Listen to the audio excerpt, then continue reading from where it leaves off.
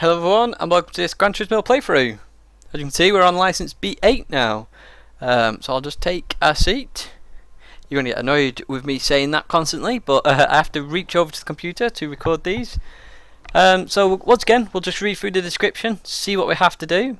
So, finding a line through an S-bend. Practice following a line through multiple corners in this challenge. You will be attempting the continuous right and left medium speed corners on the midsection of the high speed ring. The trick when traversing one corner after another is to always be planning ahead for the line you will be taking through the next corner. In this case, you should attempt to take the right hand first corner while aiming to approach the left hand second corner from as far to the outside of the track as possible. Try to reach the finish line without leaving the track. So, this license has been in, I think it's been in every Gran Turismo actually. It definitely was in one. In GT1, it was in an FTO. I remember that quite clearly as well, which is quite worrying. But yeah, it was in an FTO. This time though, we're in an S2000, so this is a rear-wheel drive car. So this is the first rear-wheel drive car we've driven in the licenses. So we're going to get oversteer, especially power oversteer. But we'll just see what happens, and we'll just play it by ear. So we'll just have a look at the options. And usual stuff, we'll turn traction control off. And we'll just keep everything else as is. So the time for all of you is 20 past. So we're going to go till 25 to. And we'll see what we can do. So we're going to start initially just the usual line, the high speed ring. Oh, as you saw there, we've got instant oversteer. Turns in really well when you've driven a front wheel drive car like the Golf, and suddenly you can actually just turn with the power on. Feels quite weird. So we're just seeing what the car's like. It's got a silver. Good initial start. Obviously I wasn't expecting the ease of turning actually from this car, so we can be far more aggressive on that first part. We're just going to look at that first corner initially, because obviously we lost a lot of time on that in the beginning. So we're going to be far more aggressive this time. Really more aggressive. And I still think we can be more aggressive. As you can see, we've gained loads of time. We've got a bit of oversteer. You can see I'm seesawing at the wheel, and we've improved there by quite a lot. I'm not using a lot of the track either. It's not understeering at all, so we can really look at even improving further on that. We're just outside the gold. But I think there's a lot of time available here. I wouldn't be surprised to get in the very low 20s. But we're going to keep at this. We can go a bit more aggressive of it. I think we'll have to trail brake ourselves in, but also be aware of the rear end.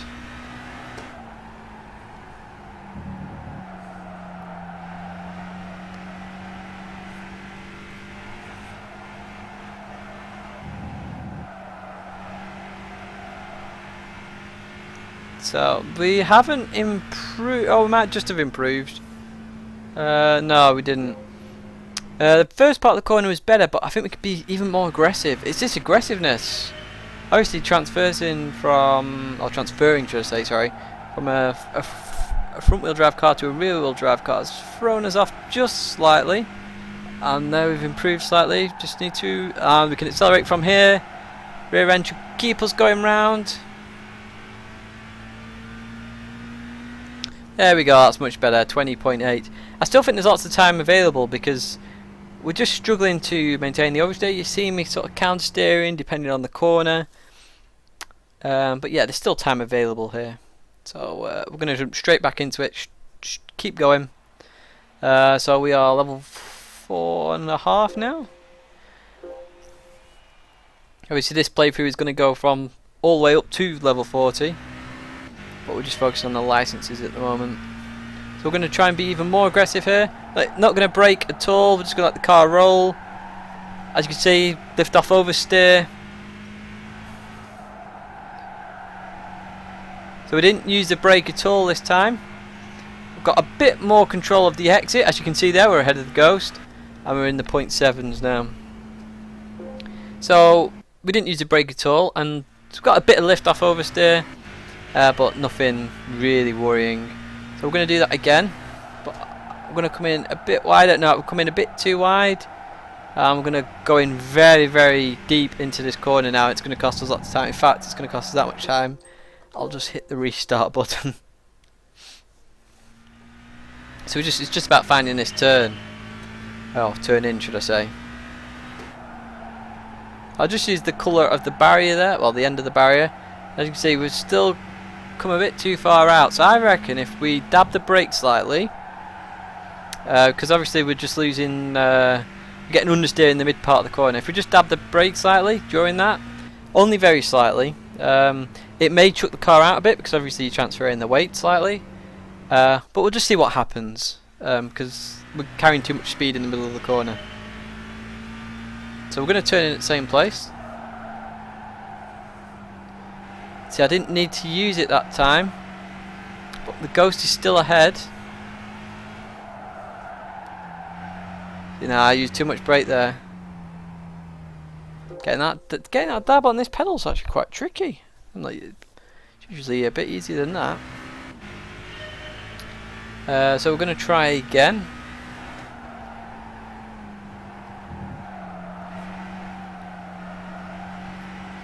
And I think we should stay out wide a bit longer here, and now come in. That's definitely how you should do that corner, but we've just got to figure it out now. It's already got us gold anyway. It's just this first corner. This first corner is very, very tricky. I suppose it's because it does lead into the second part of the corner, so it shows you about flowing corners, as did the Golf one. But we've been a bit too aggressive again. We're dabbing with the throttle, which is never good. And we leave the corner behind the Ghost. So we're not doing too well at this at the moment. So I might have to try a different technique, I'm thinking, for this corner. But we're just going to give this one more shot. See, I want to fall behind the Ghost there slightly, just because it gives us a better line for this. Now accelerate through. Oh, we've got a much better exit. Just not enough. So we've got a much better exit on the second part of that corner. It's just this first corner. I think we need to go in really aggressive. Like really, really aggressive. Not even letting go.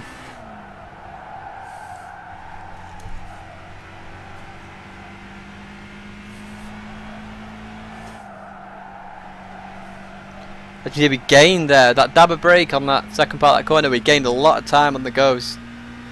But once again, we got a 0.8. So I'm thinking that dab of brake on each of the corners is actually worthwhile. Car didn't come out oversteery because of it either, so.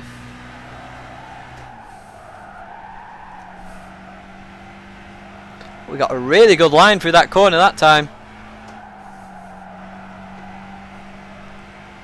This feels far better. Feels far, far better. And as you can see there by the Ghost, we've improved. So now we just need to work on that. I'm going to save the replay, because obviously that's a good time using that technique. And we'll just save that. So we've worked out there that obviously braking in the corner, just a slight bit, like it's hardly even 10%. It just drops the speed enough. Obviously we're doing something rather than nothing. The nothing, just rolling, makes the car get loose at the rear. So obviously just accelerating, that dab of brake, and then just maintaining a throttle balance. It seems to help the most. And it gave us a really good line for the second corner, which is what we're after, because it's flowing corners. One corner affects the other corner. So we're going to retry that again. So obviously be aggressive. So we've used a bit more brake there, and we felt it because the rear end came out.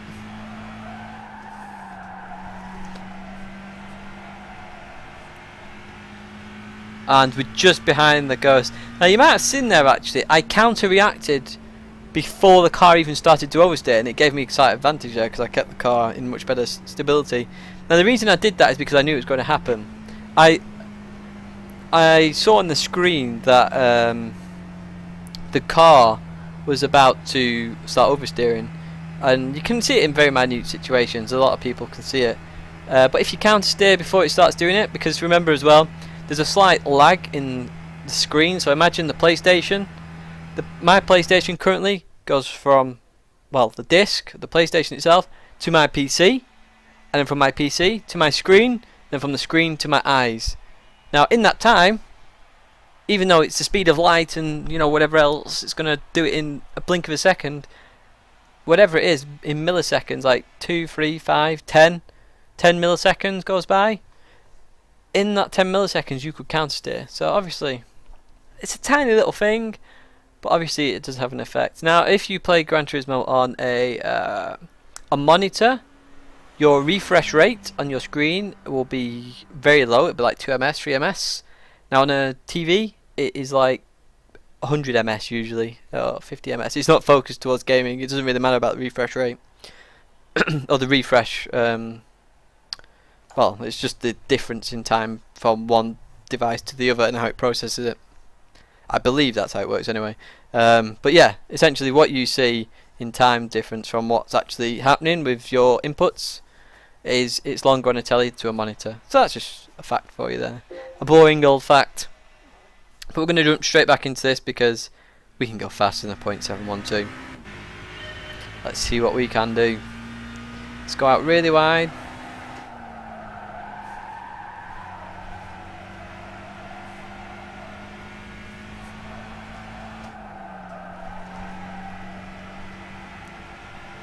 I think we're behind. Yeah, it felt like it was behind.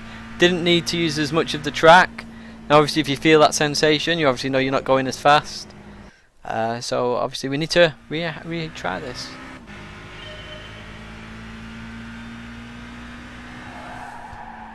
We just clipped the grass there slightly, and it's meant we've went in really deep, and then obviously look, as you see there, we've gone in really deep into the next part as well. So we are struggling now to match the Ghost. I believe this is the right technique. I can't see any other technique working here, if I'm honest. We just need to maintain the highest average speed possible. And we've got a good exit here. There's hardly any tyre squeal. 2,000th difference. So that wasn't too bad at all. So we've got 3 minutes to go.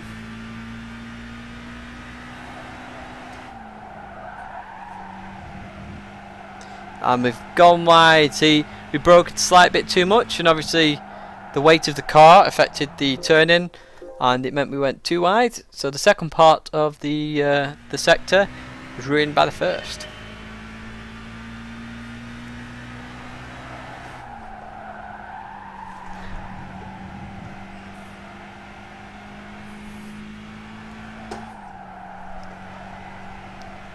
I noticed my brake went 100% there. Now that looks like it probably a sense, but we have improved. 0.6 now in the 0.689. I'm not sure what happened with the brake there. Be something to watch on the replay on the run through, because it looked like the brake went 100% and then to the right percentage, which is a bit iffy. Obviously technical failures in motorsport included in gaming. So let's get this down to a 0.5. We can definitely do it. It's got to get the decent line. But we maintained a huge amount of speed there with a bit of roll, and we've lost the second part of this corner. Felt that. So obviously we've come a bit tighter, so we're just maintaining speed with the Ghost because we slightly dropped off there. Still 0.7. It's still a good time. So we'll continue once again.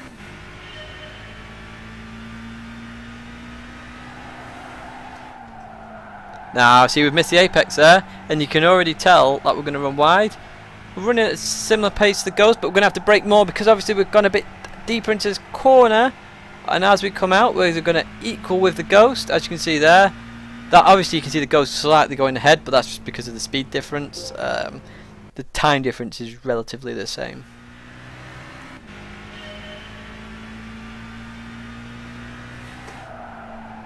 And I don't know what I was doing there.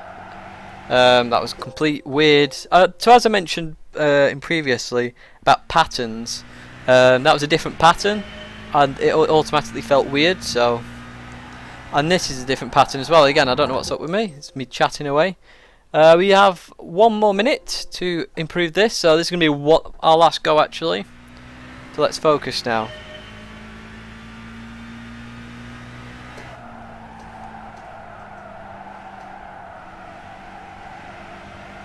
So you can see we weren't as aggressive, we had a bit of roll. Because I've come out of this pattern where I had it, it's actually affected my lap time and we haven't improved. So we got 0.6, we can't complain really. Obviously we're still well under the goal time. There's definitely room for improvement there. But yeah, 0.6, so we're still, you know, approaching 5/10 under the goal time. And that's just 2 corners, that affect each other as well. So obviously, people mention this as well in time trials. If you do one corner and get a really good sector 1 and then sector 2 is really bad, and there's 2 interlinking corners in between those sectors, it obviously has an effect. It doesn't really matter if you get a good sector 1, bad sector 2. You want a good overall sector if they affect each other. Which is sometimes why theoretical lap times are impossible, because obviously somebody's gone absolutely insane into a corner where the exit is a sector time. So I can't think of one off the top of my head. But imagine just a right-hander. They've just dived in, hit the sector time, gone, yes, purple, you know, best time you can get. And then their sector 2 has been atrocious because it's been completely ruined by the first dive bomb. But yeah, that's essentially that. So that was license B8. I'll see you on the next license, B9.